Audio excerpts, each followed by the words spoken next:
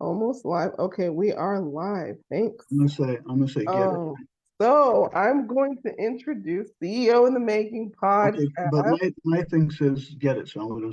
Okay, now I see you. Okay, You're here we go. live. They see you. All right. Okay. We all see you. So All right. yes, we officially have the CEO in the Making podcast right and we are officially here. I am your host. I am Nkese, the owner of Faith Filled Coaching, and I am here interviewing a very special individual who has been healed. His memory was returned from a syndrome he used to have, and also he has was once an atheist and now believes in Jesus. In his book, he depicts all of this, shares all of this in A Man Like You and Me. The author's name is Paul Joel. So this is right next to me, Paul Joel on the right hand side of me on Facebook, left hand side of me while I'm looking on the mirror image. So you can introduce yourself, Paul. You can just say hi to the people. Okay. I'm Paul Joel. I'm the author of this novel, A Man Like You and Me, a supernatural adventure story, and it's basically a true story. I never believed in God because mainly because of what happened to my parents during World War II. My parents were Polish Jews, and it was awful.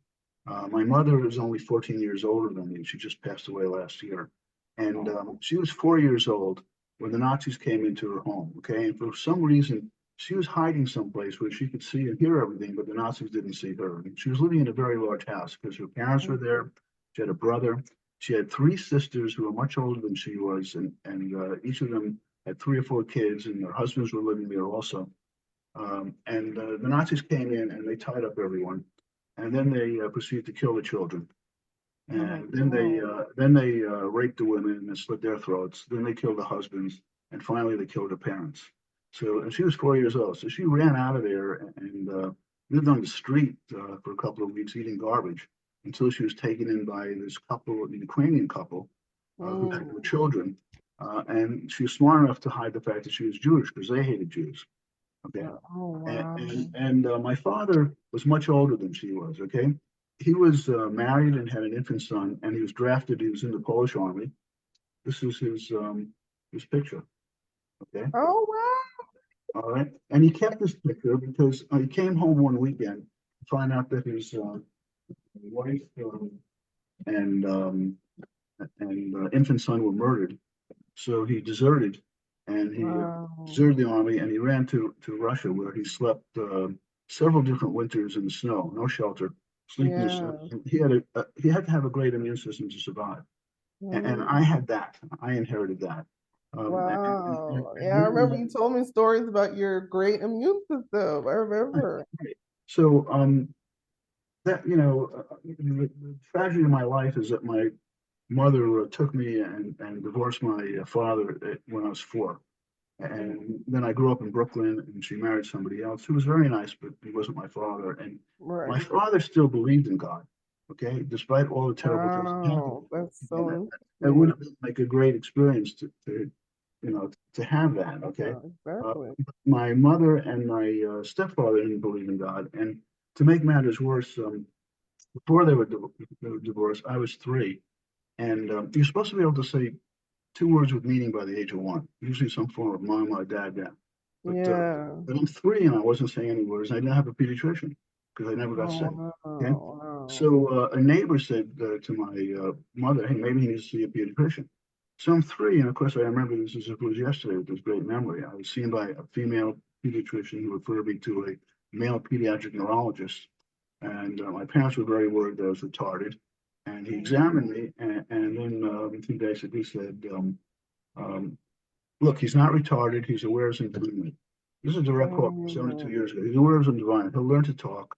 He's just Wow. slow. He's very slow. What he Wow. failed to ask is anyone speaking English to this kid? Like, how am I going to Wow. learn to speak English if they're speaking Polish or Russian to each other Wow. and there's no TV set or radio? So how am I going to learn English?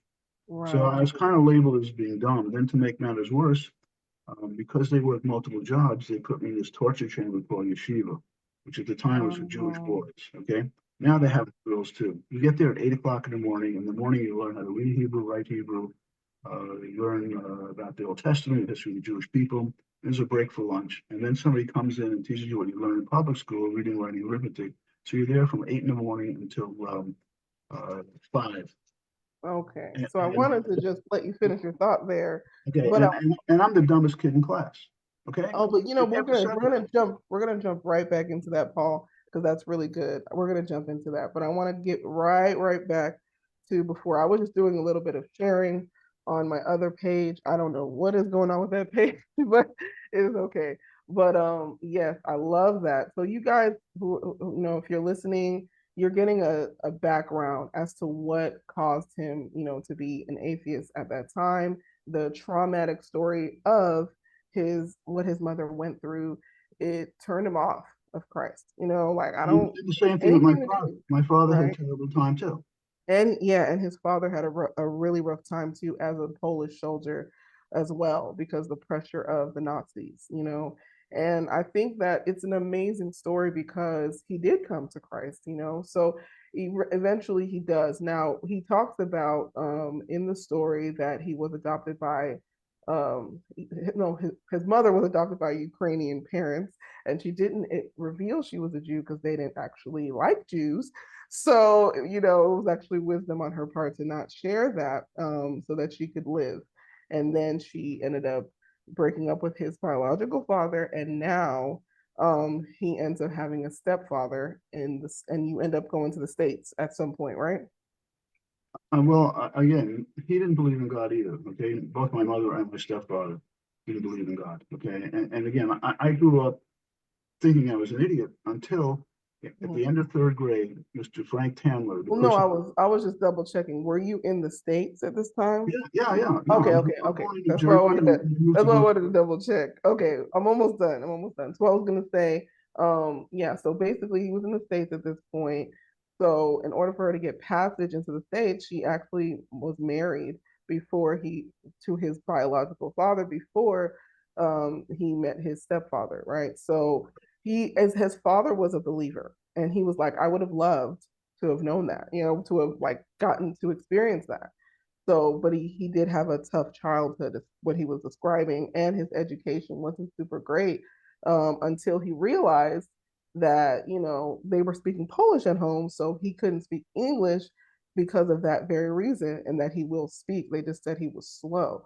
So, in this time, in this process, he's learning himself. Things are happening.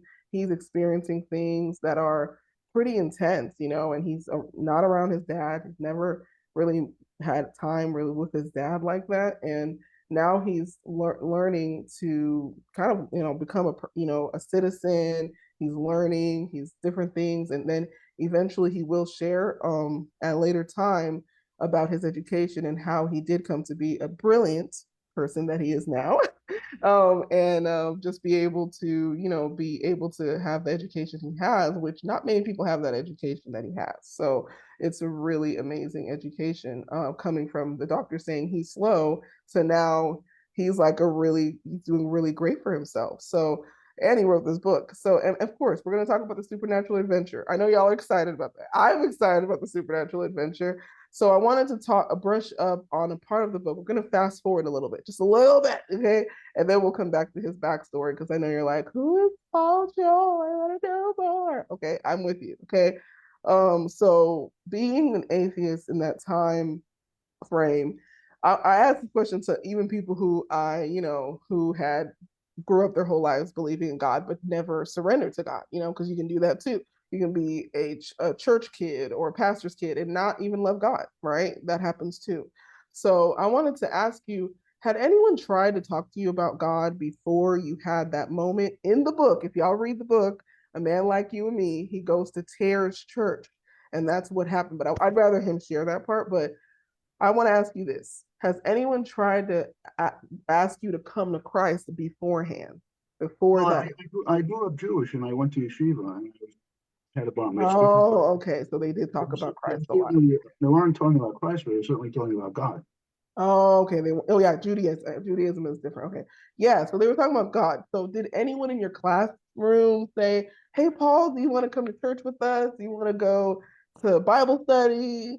No, that all started when I met my wife. Oh, okay, so she's My the wife, evangelist. my wife is a Catholic. She in the book she doesn't believe in God, but in real life I didn't believe in God, and she's the one who did. She graduated from Catholic high. She always goes to mass every Sunday. She goes to mass every holy day, and she's a believer. She's the Yeah. real deal. So she and I think you had an interesting story about y'all's marriage a little bit because I know that she was Well, worried about you not being a believer and again, y'all were again, getting hitched. yeah, again, suddenly, uh, I was straightened out by this teacher in third grade.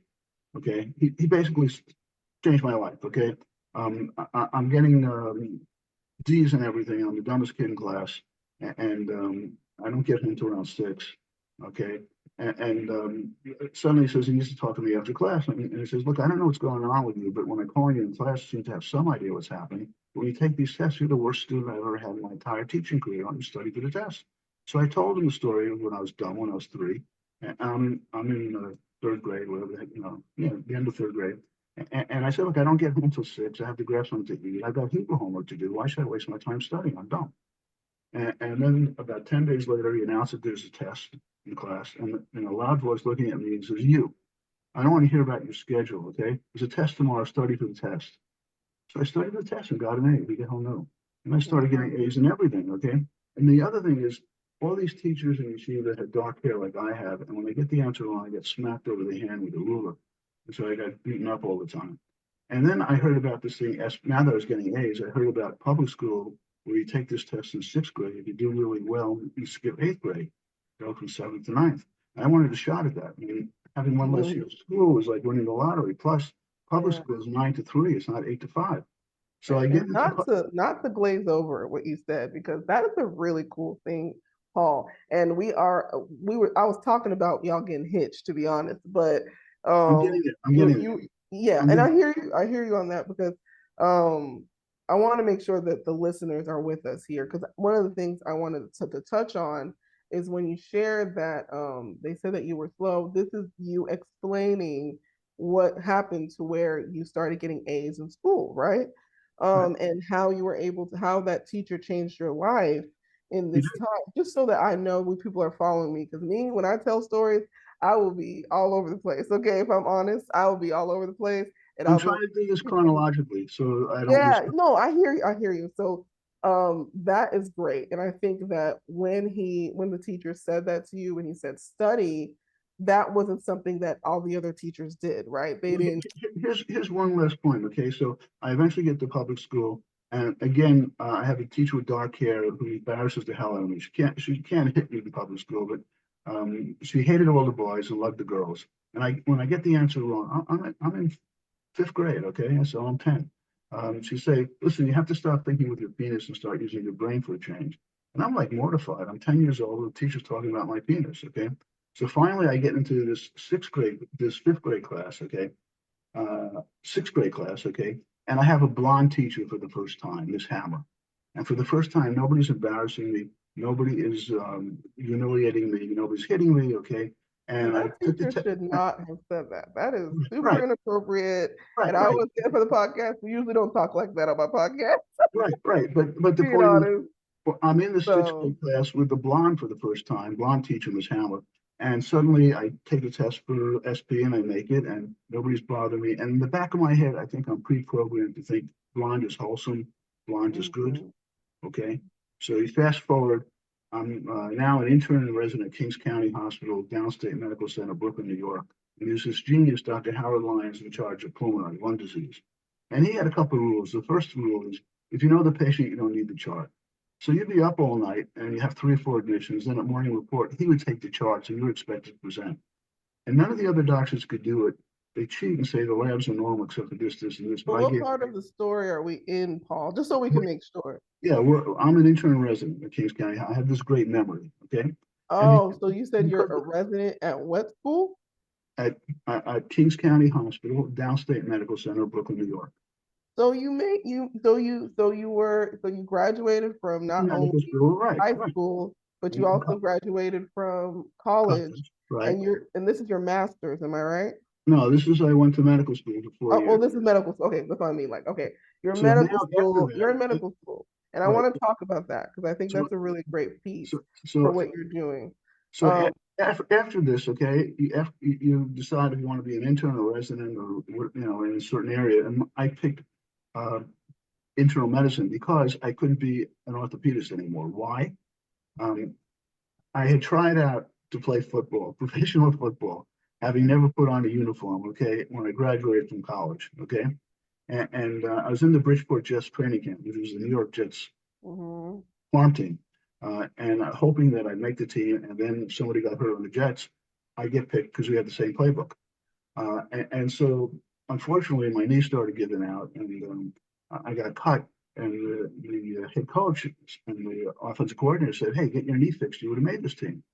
So mhm, I start medical school, and then the summer between my first and second year of medical school, I get the knee surgery done, thinking I'm going to play again. And I wake up and I'm complaining that the cast is too tight.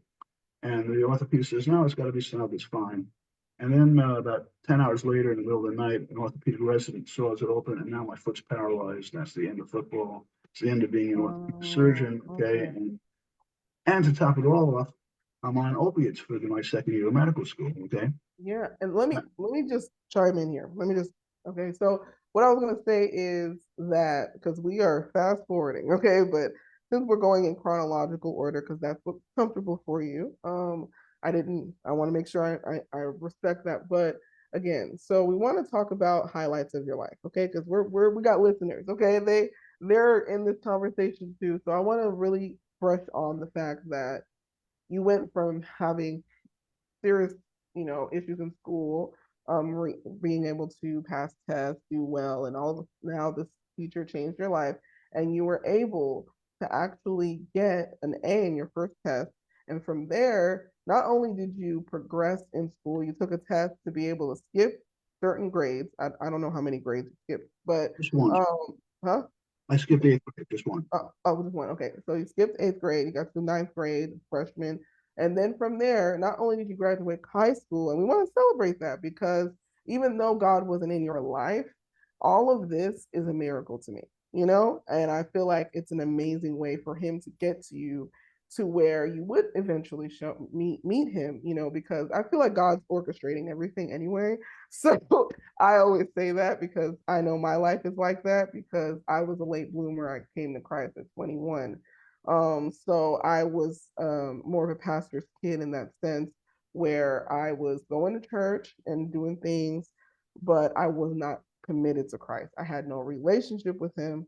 So when you say that you came from, graduating high school to graduating college to going to medical school and interning, because interning means you're about to work as a Yeah, I'm doctor, working. I'm working 7 days a week. Yeah. Right. Yeah, you are now. I'm just saying, like, at that point in time, you made it past a lot of very intense tests, very hard to pass tests, and you went through a very amazing education. And I want to congratulate that with you because I think it's an amazing feat. I mean, you're coming from that place, you have this hard childhood, and you make something out of it. And not many people can say that. Some people, they have those same issues that you had, Paul. I don't know my father. I was abused as a kid, different things, and they don't do anything with their lives, but you're doing something with your life.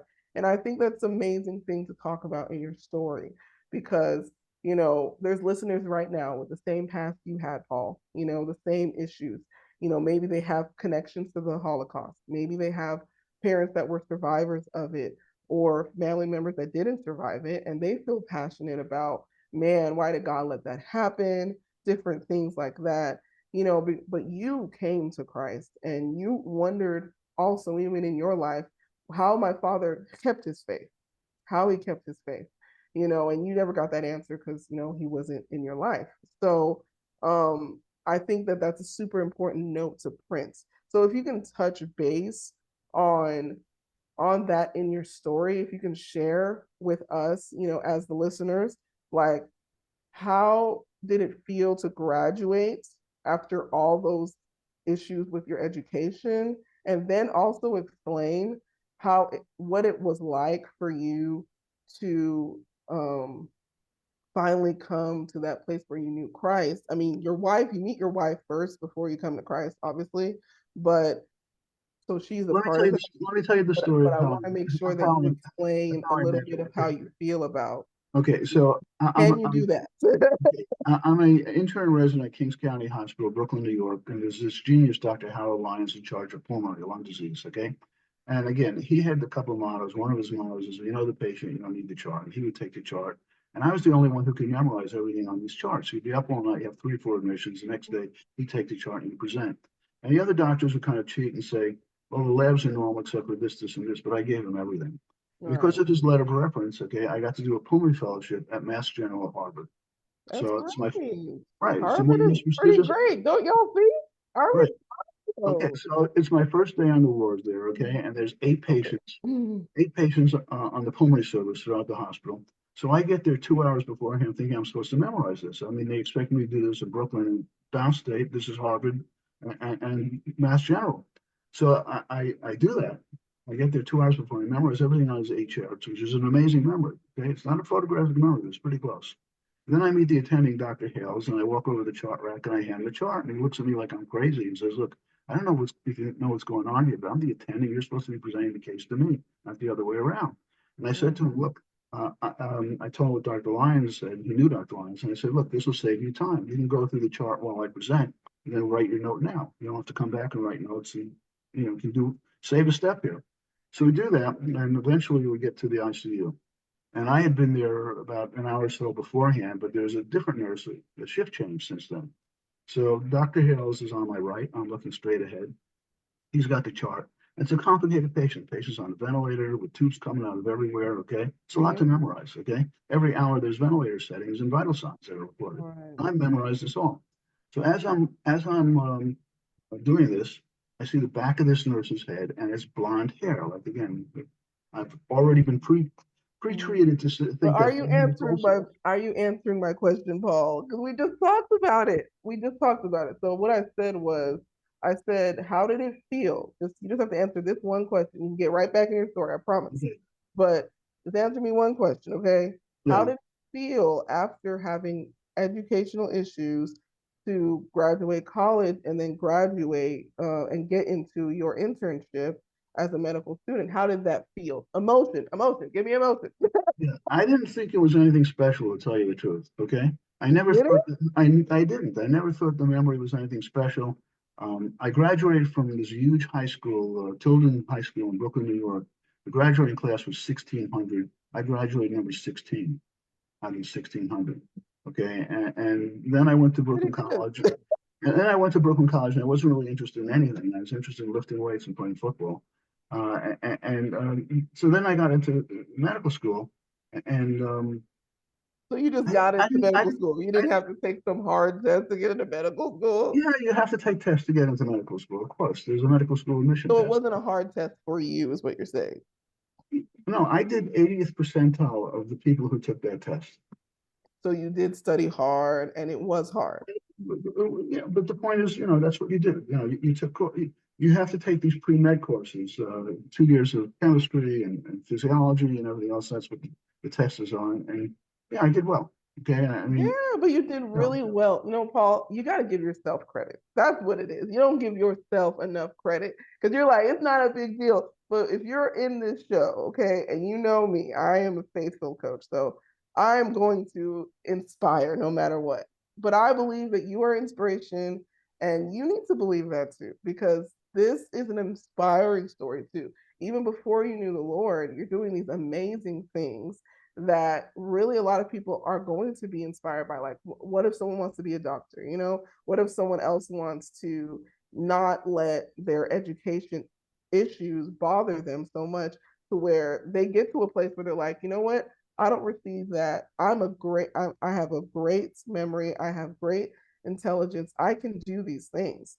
Yeah, for you, it's not a big deal, but let me tell well, you, in well, this well, world right here that we're in, it's in the a whole, in the huge whole, in the deal, whole world, okay? in the whole world is a big deal. But when you're married to my wife and you have my 2 sons, okay, and you're living as a unit of the 4 of us together, and you realize that I'm the dumbest of the 4 before I got sick, it's not even close. They're geniuses.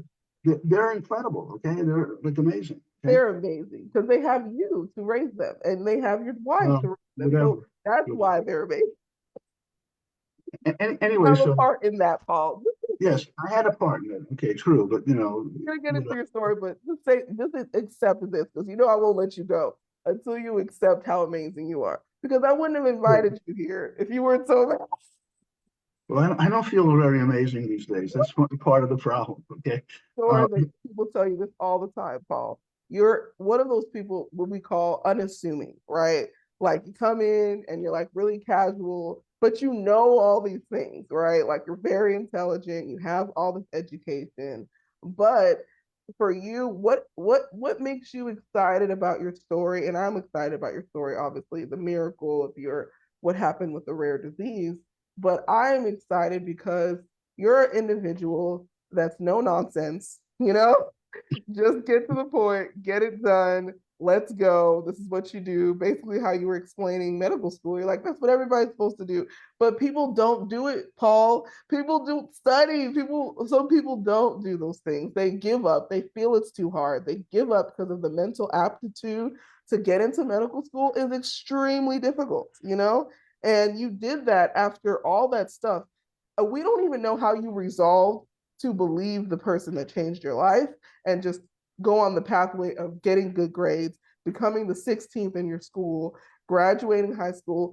It is a big deal. 1,600 people, that's a lot of people to choose from, it's a lot of people. and it's amazing. So don't ever in your heart feel like because my wife is amazing, I'm not amazing. You're amazing. She wouldn't have talked to you if you weren't somewhat Well, amazing. She had to get to know you. that's kind of what I think. I said I must have been had something on the ball because she wouldn't have married me. Okay, Right. that's You know, you know, you must have did something right. right.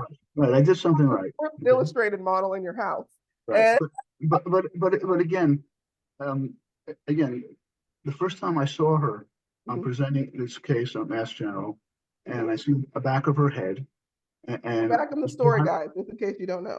okay, the rest of the story is July 1st, 1978. And I see the back of her head and it's blonde hair. And I remember thinking, okay, the width of her shoulders isn't wide. And then she turned around and I saw her face and I stopped.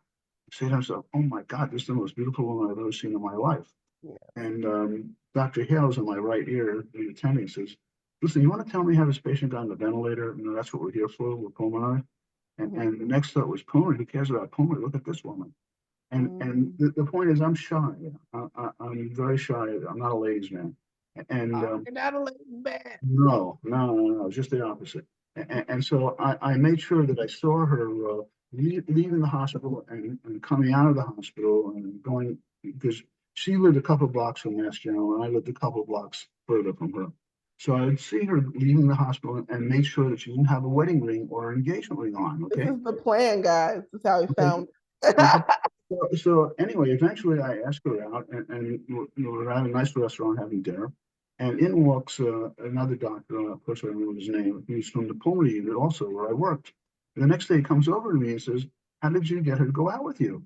And I said, "Well, the usual way. I didn't kidnap her. I asked her out, and she said, yes, that's how this usually works." And then he tells me, "I've been Right. asking," and he considered himself a ladies' man. Okay. Yeah. And then he says to me, "Well, I've been asking her out multiple times, but she's engaged to this cardiology fellow. Didn't you see the huge engagement ring on? Okay, it's like $20,000, $30,000 in 1978. It'd be worth like a couple $100,000 now." And I looked for it, okay, and I looked for it for weeks, and I never saw it. So Wow. clearly God was helping. God was in this, okay, so I didn't Yes. see it, okay. Yes. This was like destiny, okay. It And was. so we didn't, we got married, and well, first of all, I asked her to marry me uh, after going out for a couple of years, okay. And she said, "Well, I'll marry you, but only if you get baptized." And I said, "Look, I don't believe in God. How's that going to work?" And she said, "Well, we baptize infants. Okay, nobody's going to ask anything." So I got baptized November 4th, 1981, thinking, okay, somebody put some water on my head. I don't believe in any of this stuff, but I get to marry the woman of my dreams. It's a deal of the century. Then we got married in January of 1982, but we really didn't have time for a honeymoon. So we scheduled a 6-week tour through Wow. Eastern Europe in October. And that's where the book begins. Okay, it's a real Wow. life story. Okay. And in the book, she's not there in the beginning, but obviously not taking a vacation without her. Right. And the true part of the story is Not that we recommend getting baptized without knowing Jesus, but Right. go. But anyway, so it's now October 13th, 1982. And it's the same day, October 13th, 1917, when Our Lady of Fatima told the three shepherd children to go and get the Pope in unison with the bishops to consecrate Russia. Okay, and that's a large part of the book. In the book, my character is supposed to get this done, and in real life, I think I'm supposed to get this done. Okay, so it's October 13th, and we're on a train in Germany, of all places. Okay, Mhm. and it's a crowded train. I'm standing in the aisle, my wife's in front of me, and about 10, 15 feet in front of her is this crazy man with a knife. And people are screaming at him in German. And suddenly he bolts down the aisle towards my wife. And, a normal reaction would be, hey, I'll jump out of the way. She sees this, she'll jump out of the way. She could have been a professional skier. She's athletic too. She's like perfect. Okay? Yeah. But that's not what I did. I grabbed her by the shoulders and threw her over the lap of somebody else. Okay. And then I put my weight on her so she couldn't get up. So there's no way this guy could reach her. The problem is I'm still in the aisle. Okay. And I'm leaning over. My whole right side is open. And this guy had to move out of the way not to stab me. Okay. So he Wow. runs into the next, car. The emergency is over. I let her up, and she doesn't even say thank you. Okay, this is Saint Mary Beth. Okay, this is if you carried her groceries from the store to the car, she'd say thank you. This I risk my life. She doesn't say thank you. And for years, I pray to God to explain this to me. Like this makes no sense. Okay, Mhm. and then it suddenly made sense. It was wiped out of my memory by the evil one. And it made sense because I'm Mhm. driving to work. It's March 25th, the Feast of the Annunciation, 2019. I'm driving to work, see patients in the office. Suddenly, I don't know how to drive the car or use a cell phone. So I stopped. And fortunately, a policeman came over and grabbed my wife and called her from home. And I recognized her, but about 95% of my memory was wiped out, my long-term memory, and all of my short-term memory was wiped out. And I was a Oh moron. wait, did we skip something? I feel like we skipped something. Okay, so you and your wife, y'all end up getting engaged to being married, right? You said that. And we're married, right? Now, and then what happened? What happened before you went to Tears Church? Because I don't know if we got to that point yet. Well, we're getting to that point. Okay, we're Oh, we're not there yet. Oh, okay, I thought yeah, I missed this it. is two Oh days wow. beforehand. Okay, Okay, this is okay. October 13th, 1982. The thing on the train, Oh, crazy okay, guy. Okay, okay. and then we're still in Germany. Okay, and now we're on a bus to see Neuschwanstein, which is this beautiful castle that Ludwig II built in the 1800s. It's gorgeous. It's the castle that Walt Disney used in all of his movies and TV shows as a model. Okay, and we're on this bus to see that, and suddenly the bus stops in the middle of nowhere at a coffee shop. They obviously paid the bus company to stop there. So Right. everybody in the bus, including my wife, goes in the coffee shop to eat something, drink something, and use the restroom, except for me. I didn't have to do any of those things. And across the street is this church. Okay. Mhm. And I didn't believe in God, but sometimes they're nice to look at, and I got nothing else to do. And the Mhm. story was Very there was nice to look at. Good to know. well, the story is there was this stick figure of Jesus being scourged that they used to use in the Good Friday procession. But everyone agreed it was ugly, so they tossed it in a barn for a couple of decades until somebody realized there were actual tears from this thing coming from the eyes of Jesus. So they Wow. put that in the altar and built this church. Amen. And Hallelujah. and, and the name of the church is Tears Church, or in German, Wieskirche. Okay. So I don't know the story of this. All I know is I walk in there and the walls and the ceilings are gorgeous. And it's a Catholic church because the stations are across in the walls. But your eye is drawn to this ugly thing near the altar. So I'm sitting there, there's nobody else in the church, and I'm looking at this ugly thing. And then I get this message. I don't hear anything. It's like, is this like I'm talking to you, okay? You Mhm. hear my words, and then your Right. brain is interpreting what I'm saying to understand. Right. Mhm. This is like it's directly in my brain. I don't hear any words. And the message was, I love you, your sins are forgiven. Suddenly I believed in God.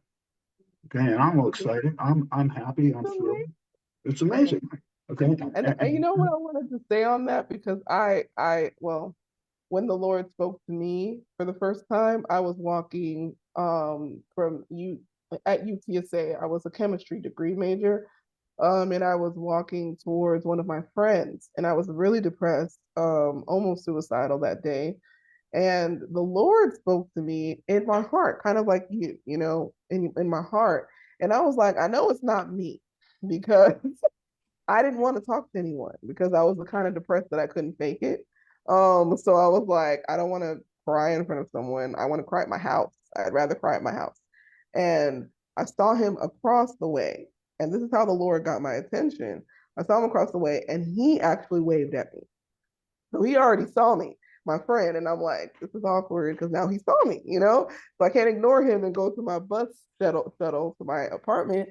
And the Lord spoke to me and he said, be nice, go say hi. And I had never heard the voice of God that like demanding before. And I was like, I guess I gotta go and say hi to this guy. And I didn't know what his belief was, my friend, because he was like me and just hanging out in college. We would always meet, but he was kind to me. He was a few gentlemen in college, the few, okay, in college. And I didn't know what he was about to tell me when I went to go see him, but God knew. And I went over What did he there. say? So what did he say? What did he say? I'm about I love the suspense. No. I walk over there and he's like, talking to me casually, saying, hey, how are you? And I notice his outfits. I notice he's dressed up and he's never dressed up at college. He just wear casual clothes. He's wearing like a suit. And I'm like, what do you do now? Like, what do you do now? Why are you wearing a suit? And he's like, well, the Lord saved my life and changed my whole life. And I got this job and I've been blessed and the Lord's been doing things. I was turned off. I was so angry because I was like, I've been going to church too, and I've been doing this too. And then I was just like offended. And he's talking to me about his testimony. And he's like, I understand how you feel, blah, blah, blah. He's kind of going into it. I don't remember the full thing he said, but he just kept telling me, I have changed because of God. I have changed because of the Lord. But I didn't understand that he was trained in the things of the Spirit. He was trained on how to heal, on how to hear the voice of God, on how to prophesy, and how to pray in tongues, different things. So he was actually already coming from an encounter with God, kind of like coming down from an encounter. So when he met me, the Holy Spirit was all over him. And the way I know this is because while he was sharing his testimony, I heard in my spirit, I want a relationship with God. I want a relationship with God. And these were not my words, it was coming from the Holy Spirit. So when I told him this, I stopped him talking. I stopped him from talking. I said, I want a relationship with him. And I like screamed it. I can watch this. And he's like, okay, it's like the easiest evangelism in the world. Well, wow. So when you say that a story, it just reminds me of that story because I know when God speaks, it's hard to describe it to people how he speaks, but there's the internal voice, there's the audible voice of God, and then there's visions and dreams that God uses to speak to us. Just like in the book of Daniel and different books that you know of. You are very well read in the Word. He has some amazing this depictions of God's word in his book. If you read it, you can tell he's really been studying God's word as well. One of the great stories is Samuel. Okay, his mother is barren and prays to Yes.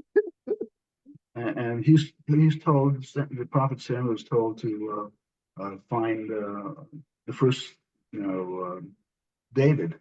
Okay, Yeah. find David. Okay, so he goes to David's father's Jesse, and seven sons are paraded in front of him, and each one is more amazing than the next. Right. Uh, and each time the Lord says, no, it's not him. And so at the end of this, he asks, do you have another son? He says, oh, yeah, the youngest who's in the fields of the lambs or whatever. And it's David, and that's it. That's the guy. He's the one to be supposed to I know him. love it. I love the story. But anyway, so here I am. I'm at Mass General, and it's the first day on the wards, and I just met the attending, and we're now at the ICU. And he's a very complicated patient there on a ventilator, and things coming out of everywhere. And I got the whole thing memorized. And Dr. Hales is on my right. Wait, we were at Tears Church though. That's where we ended Okay, up. okay, all right. Yeah, Okay, we were at Tears Church. So you okay, gotta go back. You gotta okay, go back to your encounter and then go from there. okay. So I walk into Tears Church, and there's nobody there. And I sit down and I'm looking at this ugly thing of Jesus being scourged, which is at the altar, Okay. The rest of the church looks gorgeous, okay? But your eye is drawn to this other thing, it looks out of place. Right. And I'm sitting there, and then suddenly I get this thought that somebody's talking to me, okay, but I don't hear a voice. It's like right into my brain. And it just was, I love you, your sins are forgiven. And suddenly I Mhm. believe in God. Okay. Amen. And How so, prophetic, right? The right. And prophetic. I'm all excited, okay, because this is amazing. And, since then I've kind of thought, well, maybe that means I'm going to go to heaven because the only way you get to heaven is if you're forgiven. Okay. The grace of God. So, hopefully that's going to, happen. And so I'm all excited and I tell my wife this. Yes. And she's And a believer. you know, and get this part, okay? We're in jeans and sneakers and backpacks, and our plan was to sleep on the train um, to Vienna that night, and thereby not have to pay for a hotel room. So as we're checking out, I say to my wife, "Hey, we have a Euro pass, and all we have a ticket to a specific train. Let's eat here and celebrate, and we'll get another train." And so I asked the clerk as we're checking out, which one of the nicest places to eat around here? We're in Munich. Okay. In Munich, Germany is where the Nazi party started. Okay. Right. Yeah. And the other thing In is the my story birthday. guide. You Yeah, gotta read. my birthday is the same birthday as Adolf Hitler. Yeah, we share the same birthday. Okay. Right. You can't make this stuff up. So anyway, so he says, probably the restaurant at the Four Seasons Hotel is one of the nicest. So I said, "Oh, let's go there." He says, "You can't get in there." He said, "What do you mean?" He says, "You have sneakers and jeans and backpacks, and you need a suit, you need a gown. Okay, you'll never get in there. Plus, it's a small restaurant. It's Friday night. October 15th, 1982 is a Friday. You need a reservation." So I remember thinking, of course we're going to get in there. I mean, the creator of the universe just communicated with me, and I want to celebrate. He'll take care of this. So, Amen. so we run over there, and there's a doorman dressed to the nines. I ask him where the restaurant is, and he looks at us and says, "Look, let me take your backpacks from you. I'll give it to you on your way out. Like, we don't allow people dressed like you with backpacks in our lobby, let alone eat here." So then I go upstairs and on the second floor, and the maitre d's in a tuxedo, all the waiters are in tuxedos, piano players in a tuxedo. So the guests are in gowns and suits, and there I am with my wife in jeans and sneakers. And he says, "What's your name?" And I give him my name. And there's one empty table with a reserve sign on it. And then he takes it off and we eat there. And my wife said she saw our last name on the reserve sign. I didn't see that part. But anyway, we're having the meal of our life. Wow. And That was and set and, up by Holy Spirit. I and, yeah, and the piano player is playing this song, okay? And I mean, asked the waiter, "Do you know this song?" He says, "Yeah, it's called A Man Like You and Me." And the lyrics go, "It doesn't matter if you're rich and powerful, if you're a king, we're all slaves to our fate. We're all equal in this world. We all have a fate, and we're all slaves to it, whether you're a beggar or a king." Okay, and the book is really about the intersection between fate and free will. That's what the book is really about. Okay, so it's played out. For instance, okay, so I had this great experience with the blonde teacher the first time wasn't being hit or abused. Okay, and now suddenly uh, meeting my wife for the first time who's blonde. Okay, and so I'm presenting the case. I'm looking straight ahead, and the first thing I see is her blonde hair, the back of her head, and I'm presenting from memory, and I'm going on, and I'm thinking, okay. Then she turns around and I see her face, and I stop. I say to myself, "Oh my God, this is the most beautiful woman I've ever seen in my life. What is this doing here?"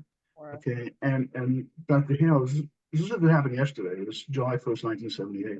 Dr. Hale says, "Listen, you want to tell me how this patient got on the ventilator? We're pulmonary. That's what we're here for." And the next thought was pulmonary. Who cares about pulmonary? Look at this woman. Okay, so again, eventually I asked amazing. her out. I didn't see her engagement ring somehow. I missed that. And she And still let you talk to her. right, right. And then we got, eventually we got married, and this trip was in October 1982. We were married in January 1982. There wasn't really time for a honeymoon, so we scheduled a 6-week trip of the Uriel Pass throughout Western Europe. And again, all these miracles started in Germany, of all places. I And I know. just told you that. Okay, then the next day we're in Vienna. Okay, we slept More on the train. supernatural adventure. Okay, got Yeah. it. Okay, so this is now October 16th, 1982. And this is even more amazing. Okay. We're in Vienna and it's now evening and we're starving. So check into a hotel. And I found another restaurant near where St. Stephen's Cathedral is because you can see that there's a law in Vienna, you can't have a building higher than that steeple of St. Stephen's Cathedral. So you stop there, and there's a restaurant near there, okay?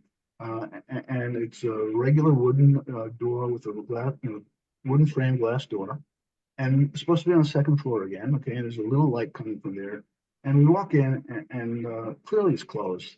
And so I turn around to leave, and now I can't open the door. We're trapped in this hallway, okay? Now I'm a pony fellow who grew up in New York City and went to Mass General, Harvard. And there's a law in every Western country since 1921.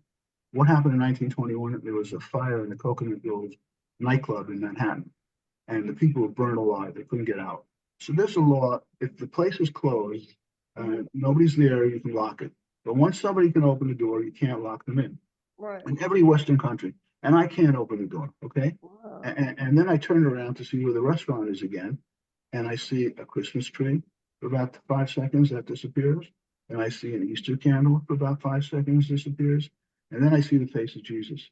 And I'm petrified. I think I'm going to die. Okay? Amen. So I turn around and I try to get out the door, and I can't get out of the door, okay? And again, the night before at the Four Seasons restaurant, my wife wrote a list of things. One of which was St. Bridget of Sweden, okay? And the other was Paul Stephen, and the other was four founders and Marcus and whatever. Didn't make any sense. Anyway, eventually, a lady comes with blonde hair and opens the door for us easily, and we run out with scared mice. And I got a good look at her face because I'm standing at the door, okay, when she opened, okay?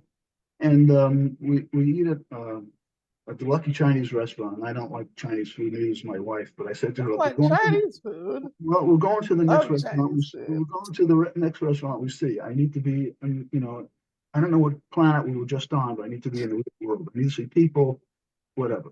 And so that's where we ate, or whatever the heck it is, okay? And it was terrifying, okay? And then the next day I buy a book of saints. Now I'm a believer, okay? I believe in God, okay? So I buy this book of saints, okay? And I look to July 23rd, which is the feast day of St. Bridget of Sweden. Yeah. And there is the picture of the lady who opened the door for me the day before. Okay, so she may have been born in 1400 and died in 1473, but I swear to God, I saw her on October 16th, 1982. Okay, wow. So that's why I believe. Okay, and she had an open eye vision of a woman that was born in the 1400s. Right, and she's the one who comes in the door for me. Wow, like angelic. Yeah. So, and then like I was basically forever changed. That was it.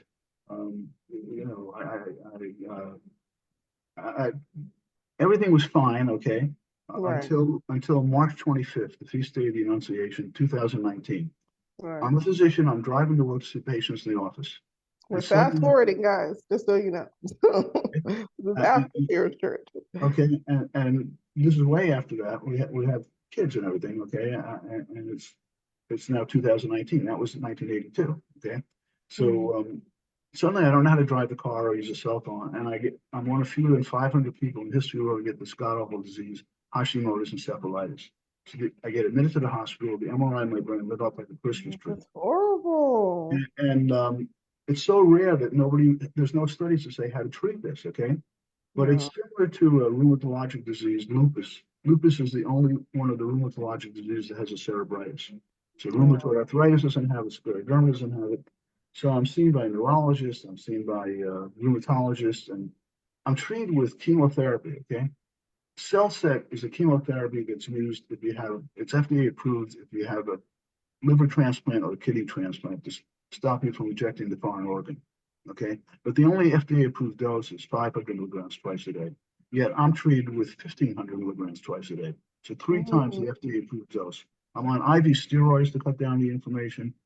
And I'm in the hospital from March 25th, 2019 to May 2nd, okay?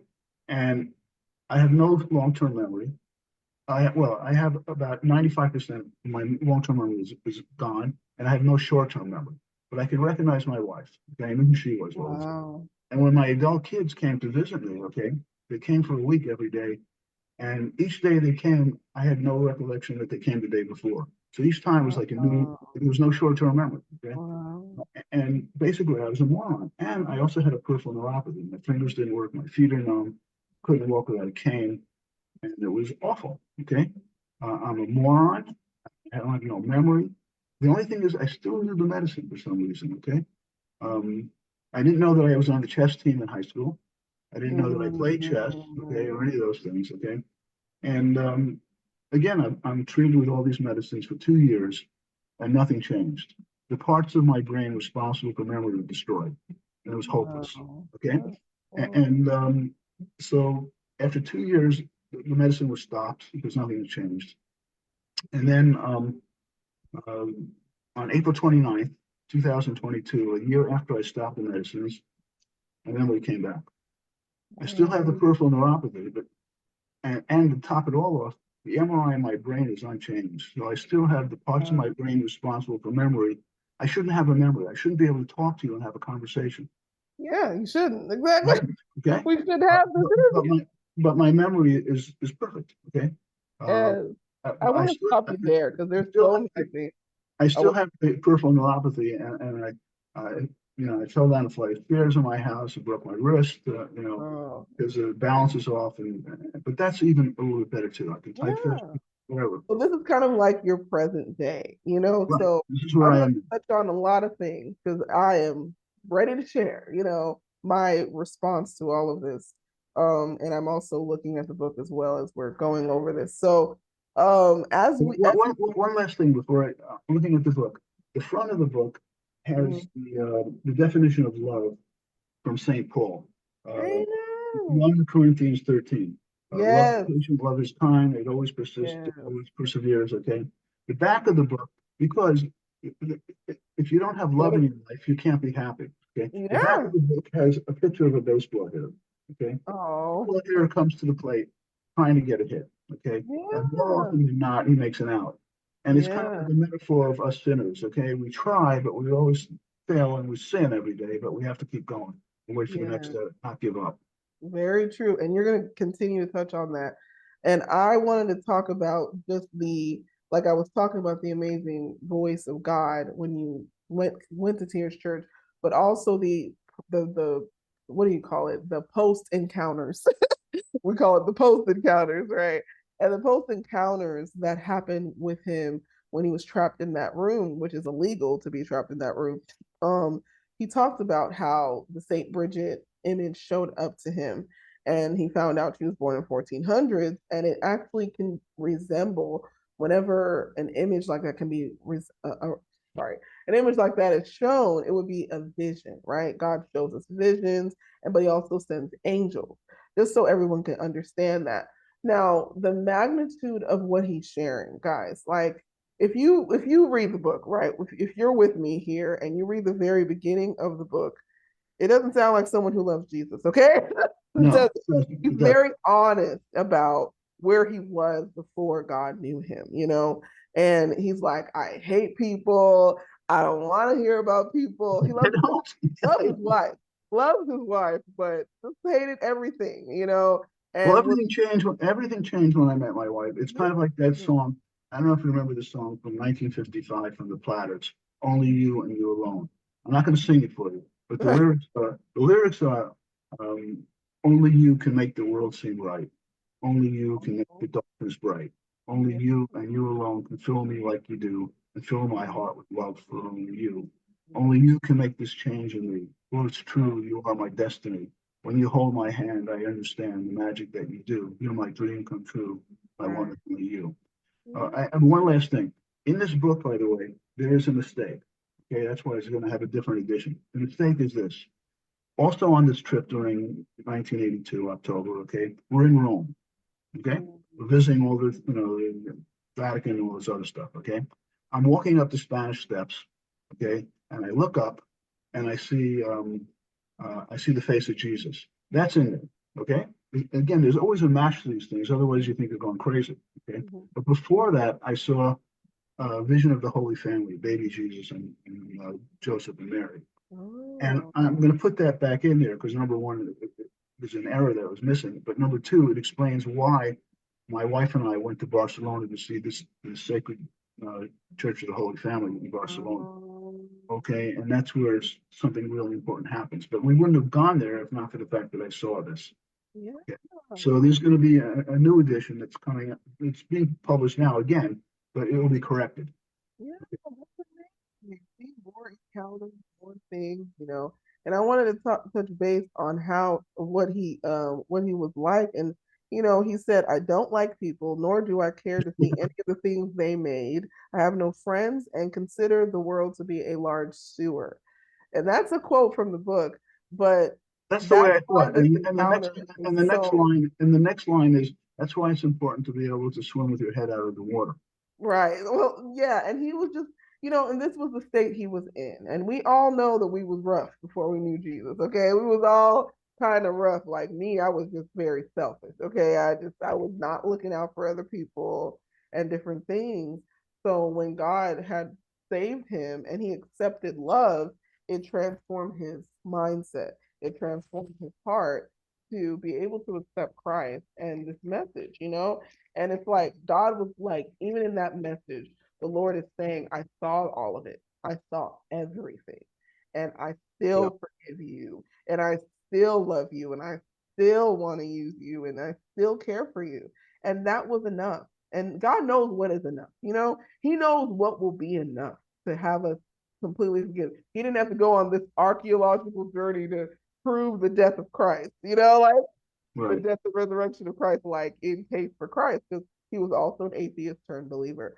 So I kind of see you guys almost like the same, genius of that. But I was just thinking to myself, whatever path brings us to Christ is equally important, because for him it's this amazing tears church, uh, this I don't know how to what is it called again?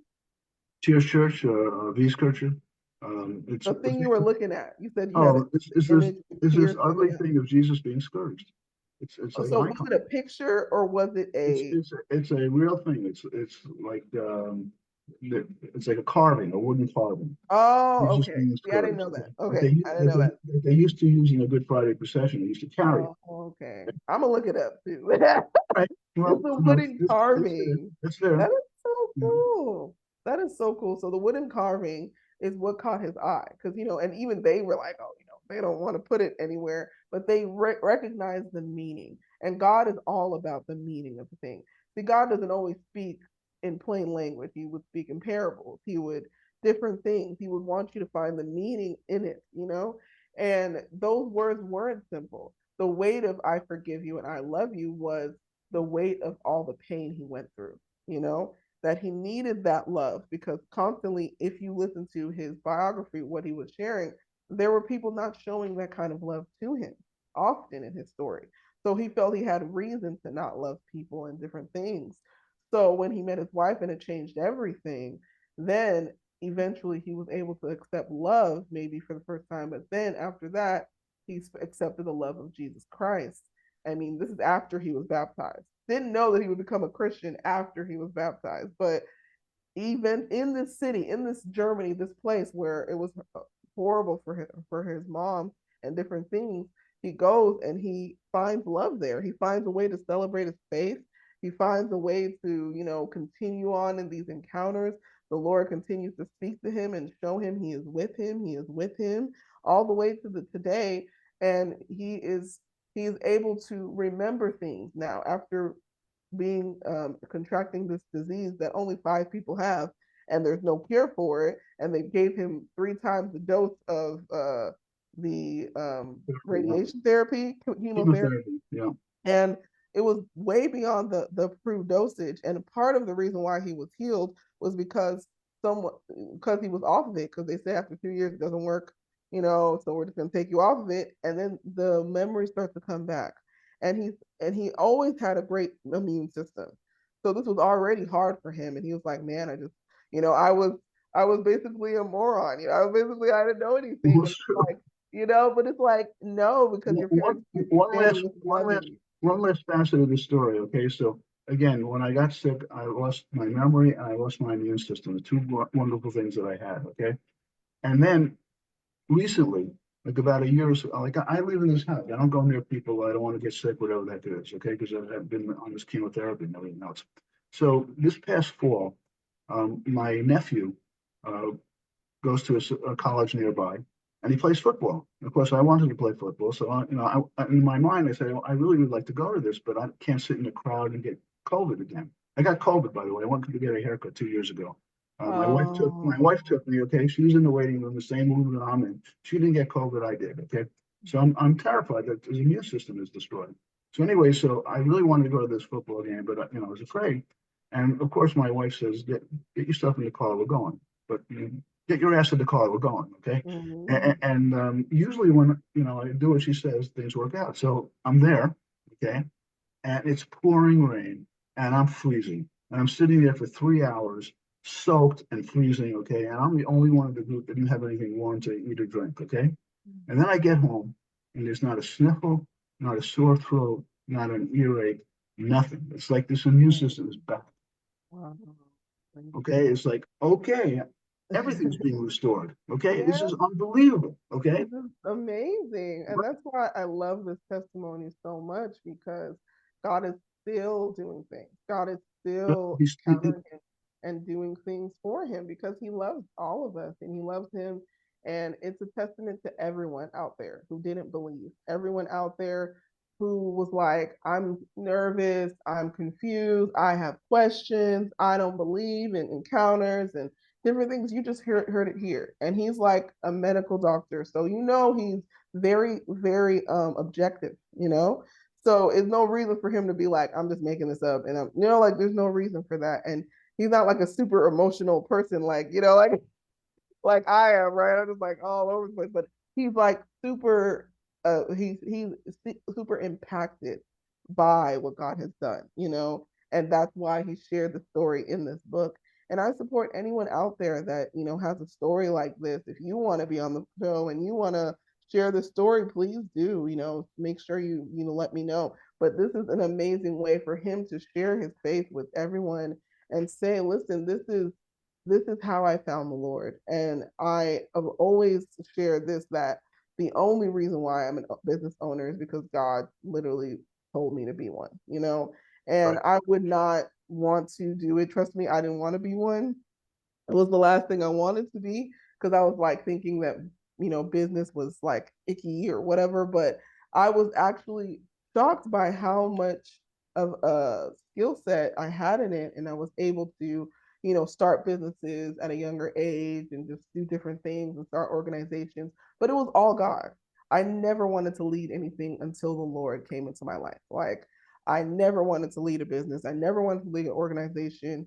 The year I found Christ and like really submitted to Christ was the year I started an organization called Testimonial Poetry.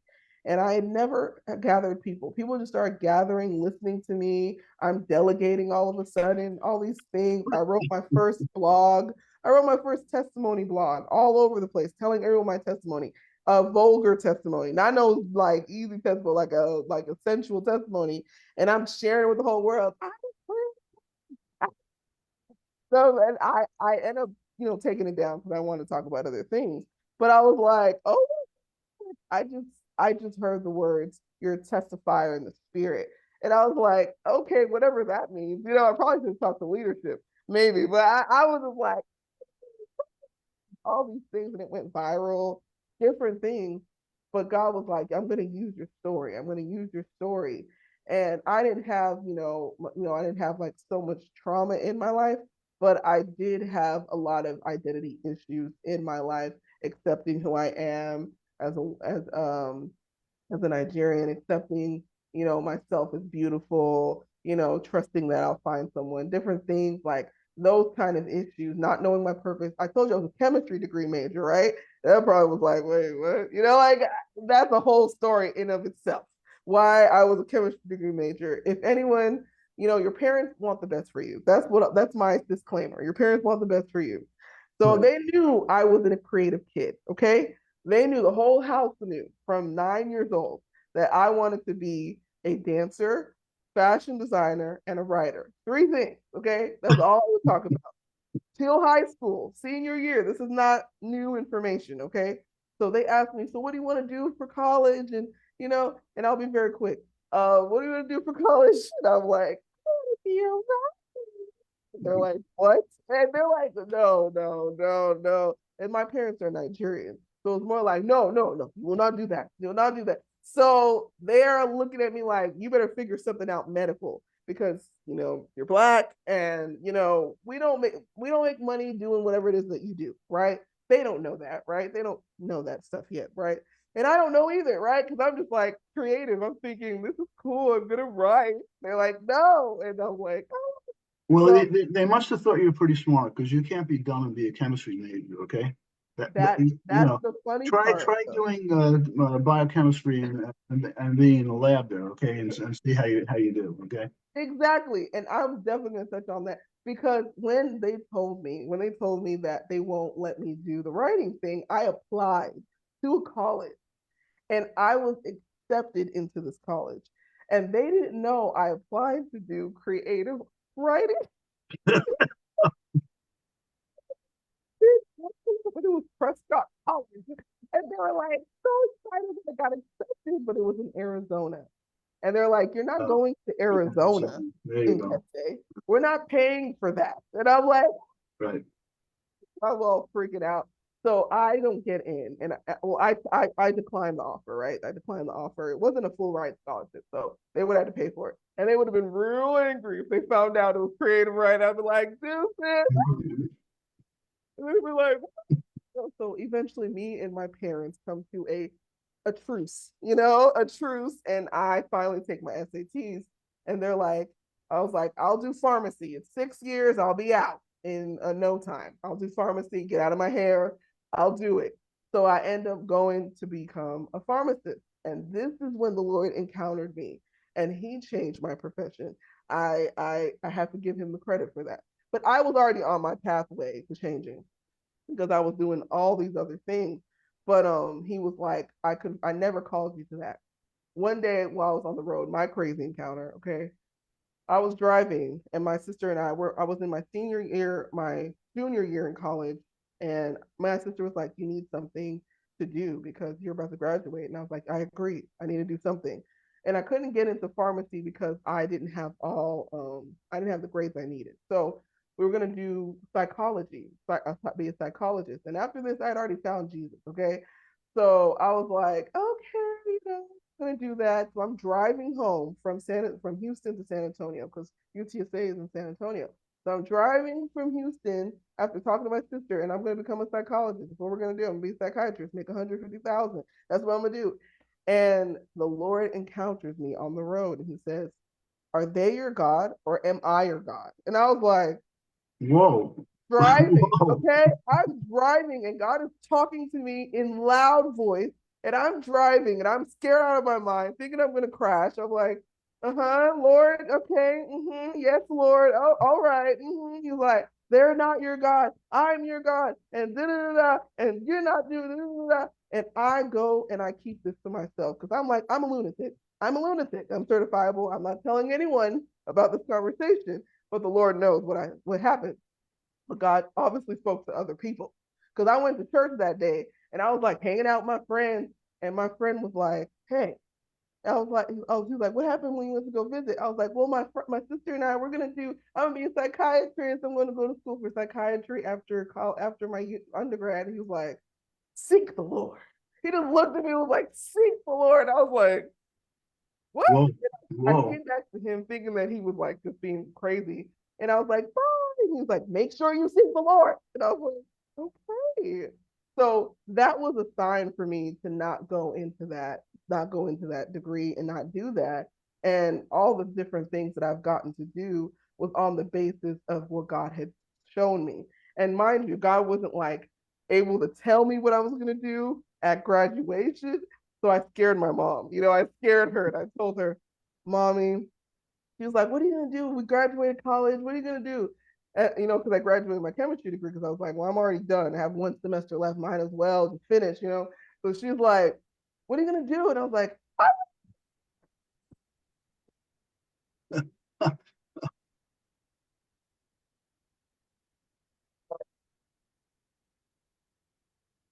my siblings, they're not shocked.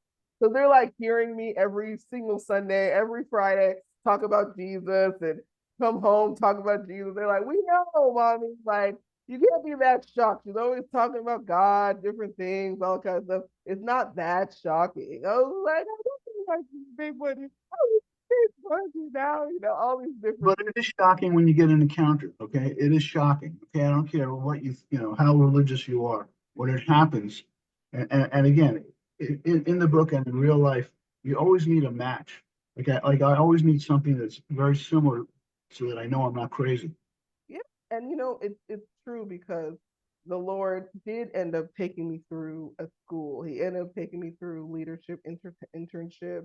People did come alongside of me and teach me how to be a leader, teach me business, different things. So it wasn't like I was gonna just jump in there and just run a church because that wasn't necessarily what he wanted me to do. And it was funny because I told everyone this, right? But like I said, God didn't bring me the clarity yet that I was going to do that. I just saw everyone doing that. So whenever I did end up telling them, I'm actually going to do this instead, they were like, well, that makes more sense. Like you doing creative stuff, that makes more sense. But at that point in time, after being inspired by God and seeing all these people work in the church, I thought I had to plan a church in order to support the things of the kingdom. And I didn't have to. I could be a business owner and still be a minister in my church and still be a prophet and still do those things. But I didn't have that understanding until now.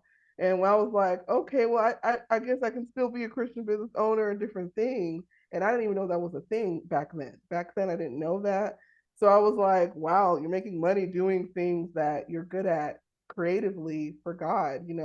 So it's just like amazing to hear these stories because like I was saying beforehand, our struggles, the things that we've overcome, and how he overcame his education issues and different things, and he became a doctor, and now he wrote this book to give God the glory.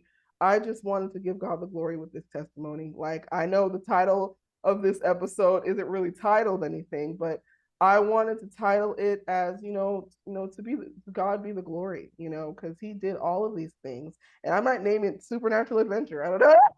Supernatural adventure because it was an adventure for you and it wasn't something that just randomly happened. And I found this book at a great price, guys. So if you want to get the book, it's on Barnes and Noble. You're on Amazon. You're on Yes. Amazon, and you're also on. You're in a bookstore, right? In the bookstore. Yeah, I'm in the bookstores. Also, my website is http://pauljoelbook.com/. And you can read all about, what the book is about there also. If you're not sure if you want to buy it, you can look at it right there. Okay. Yeah, yeah. Give you like an You said excellent. it. Is it? It's www.pauljoel.com. No, it's http:/// Mm-hmm. pauljoelbook.com/. And if you look Okay. on that, you can see it tells you a lot about the book. PaulJoelBook.com. Right, Okay. I also never wrote. with the forward slashes, http:// pauljoelbook.com/. And it pops up right there. It'll tell you, I don't know if you can order it on that website, but it'll tell you a lot about the book. The other thing is this, on that website, I have the Amazon book review by Stacy Cellini. Yeah. And it's a tremendous review. And I'm looking at this thing, okay, and I'm saying to myself, she's a better writer than I'll ever be, okay? And it She turns out wrote a lot of books, I'm she's the author of assuming. 20 novels, right? Okay, so she doesn't just do reviews, okay? This is just like Yes, something she does on its own. But exactly. I'm, she got every point of the book, like every aspect of it is in her review. wow. And it's amazing because, he's done other podcasts, guys. I'm not the only one. I'm like the side chick. I'm just like, I was just playing. But no, he's done other podcasts on this story as well. So just support this. I think it's an amazing story. I think it's great because anytime you do something for God, it's brave. It's brave to share the testimony because sometimes people think we're crazy as believers. So it's like it's brave to share it nowadays. People aren't talking about the power of God like that as they used to, But and I it's think I, amazing I that think when I get a sign, there's got to be some matching thing because I think I am crazy. And again, I'm not comparing myself to the Blessed Virgin Mary, but she has the Annunciation. And during the Annunciation, she's also told, hey, your cousin Elizabeth, who wasn't supposed to have children anymore, is 6 months pregnant. So she goes to visit. Yeah. That's the visitation. She goes to visit. As soon as she walks in, she hears Elizabeth saying, how is it that the mother of my Lord came to visit me? Yes. I love Okay, that so it's story. kind of like, again, Luke. you're getting some kind of, information from God, and it's hard to believe. Mhm. She's been told you're going to have Jesus, and she says, "Well, how is that possible? I have nothing to do with that." And Yeah. then she's told the Holy Spirit will, come upon you and whatever.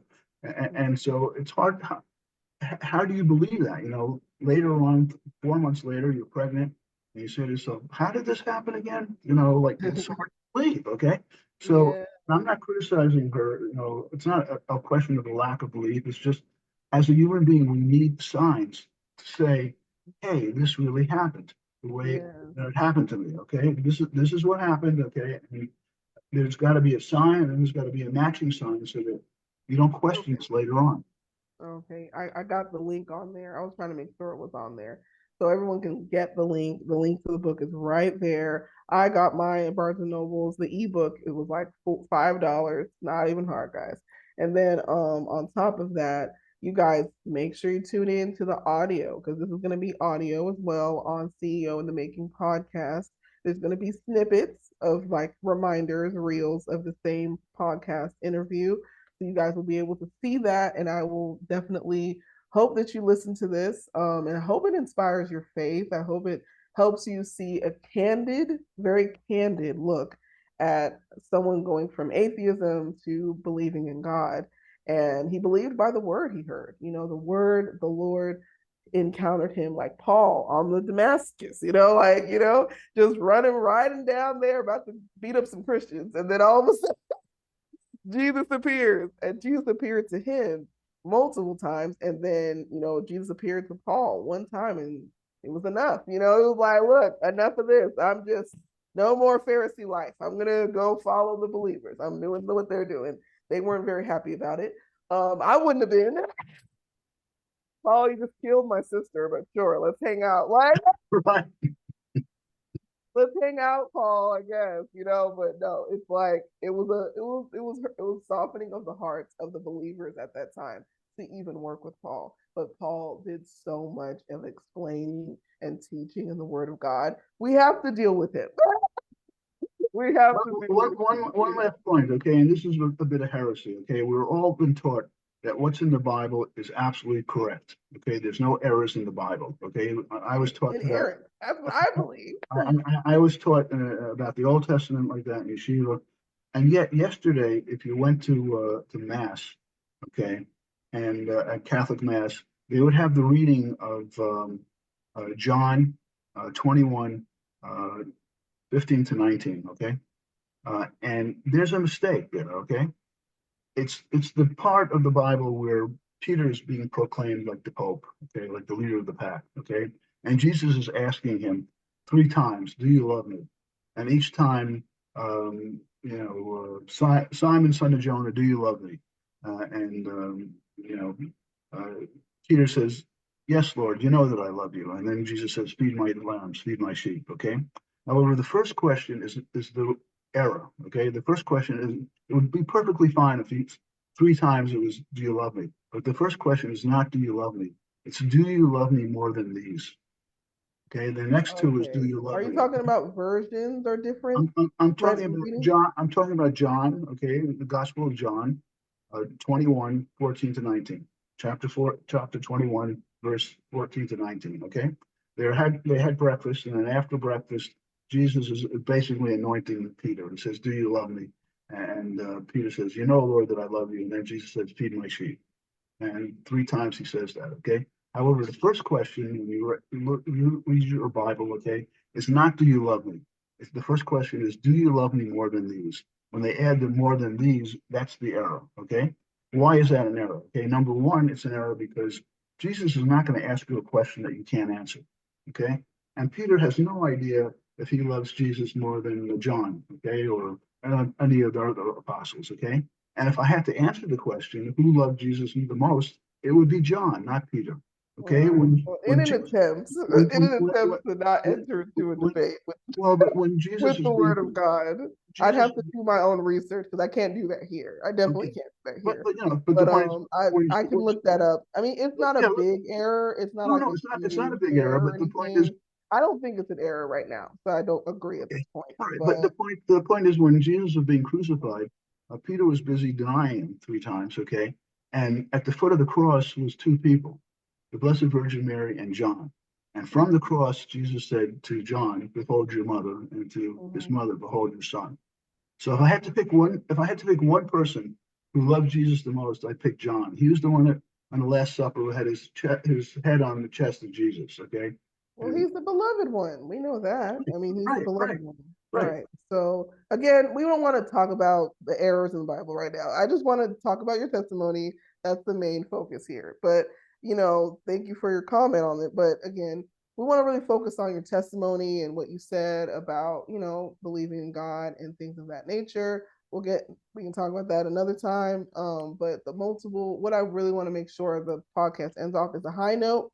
We want to end off on a high note of just talking about how God has always, come through for all of us and continues to do miracles and is doing miracles today. And that's what this is really about, and it's to expose to people that if you have questions, if you have concerns about your faith, faith is the substance of things hoped for, the evidence of things not seen.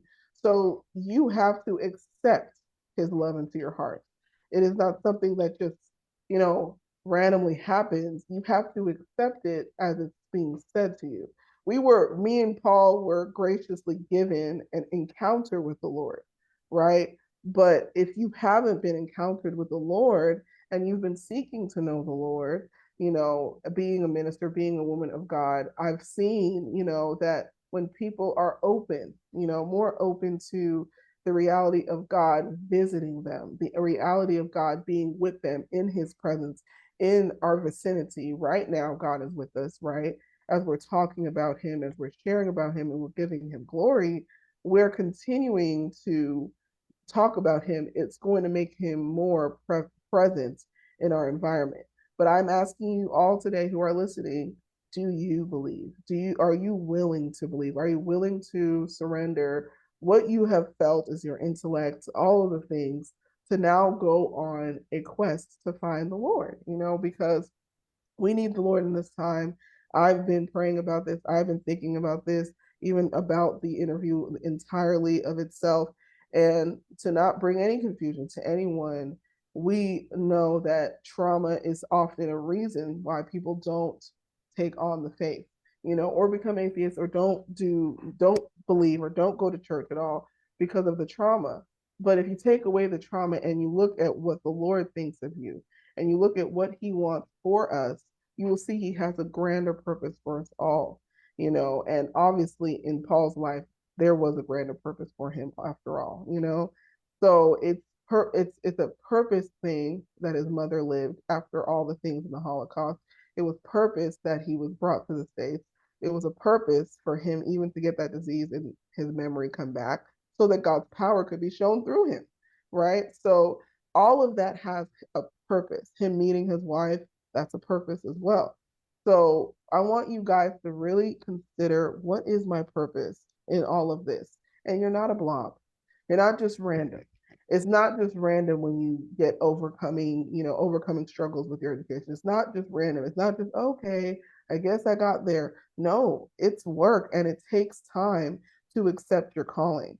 So I wanted to make sure that people really see that and really are inspired by that on this note here. And that as you read the book, you're going to hear what he thought before he knew God. So just be cautious of that, but also know that now that he has his faith, his life is a completely different life, And I think that when we accept Christ, we don't always know that, but he cares about us being in good health. He cares about us being able to have finances, being able to do what we need to do in this life.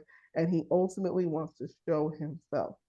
And I am a firm believer that even though we need to definitely read the Bible, we also need to know what it is to know Jesus personally. We need to be able to talk to him. We need to be able to have constant, ongoing prayer towards him, and just be praying for our nation and different things that are going on here. So this is a salvation, episode. This is a salvation episode, and I'm unashamed to say that, because in my life, in my walk, God has many times told me, do not be ashamed. Do not be ashamed of what you believe, who you follow, what you are in me, who you are in me, because I am a prophet. That's my main ministry. So whenever I hear something, I have to share that. And whenever I am advocating for the Lord, I have to share that. So it's important for us to continue on believing. And I know I'm going over time, but I just want to say thank you, Paul, Thank for you what for having me. One and last point. The purpose of miracles is to increase your faith. yes. The purpose of miracles, okay? Mm-hmm. And so, uh, people who have incredible, strong faith, they don't need miracles anymore. They're already convinced. Yeah, when you're convinced, you're convinced. And I love those people, because I know I wasn't one, but I love those people. I love hearing that. Okay, I read the scripture, I believe now. Like, or you went there and you believe. I'm like, praise God for you, because that's an ongoing faith that you will never lose, because you held to the faith. And I think Billy Graham struggled with that, because even though he had an evangelist come and he came into Christ through the evangelist preaching that day, he was while he was in the preaching circuit, Billy Graham had said he had struggles believing that the Bible was inerrant and things of that nature, because man wrote the Bible. And he was struggling, and he said one day he just went on this mountaintop and he spoke to the Lord, and he knew that the word was true. So he said, this day, before I go preach another service, he's like, I believe the Bible to be right and to be true by faith. And it just shattered all his confusion. It shattered all the things. Right. And he stood at that mountain and he made sure that he was no longer going to preach the word with that confusion of his scholarly friends and all that kind of stuff. He was like, I'm not worried about that. I'm concerned with the word of Jesus. I'm concerned with what he's saying. And I'm going to hold to the truth of this gospel. And it changed his ministry forever. So, go into it knowing that you're going to have questions, but also know that once you come to that conclusion that this is Jesus, this is God who has saved your life, you will never be the same. So I will end on that note. And I will say thank you, Paul, for coming Thank you for for a having me. podcast. I will send you a list if we have to break this up, because I know our podcast Right, kind that's of went fine. long, but that's okay. I might do part one, part two, or something. I don't know, but it was really good. I love talking about God, so I could talk all day. But do you have anything to sign off with? No, Any no, no, anyone? Okay. no, You said just, it all. I said it all. Here's another picture. Yeah, there you go. The book. Yeah. You get the book. I have a book too. I just play it. I do have a book. I just play, but I will go ahead and let you go. And you have a good day, Paul. Thanks for You too. coming. And everybody have a good day.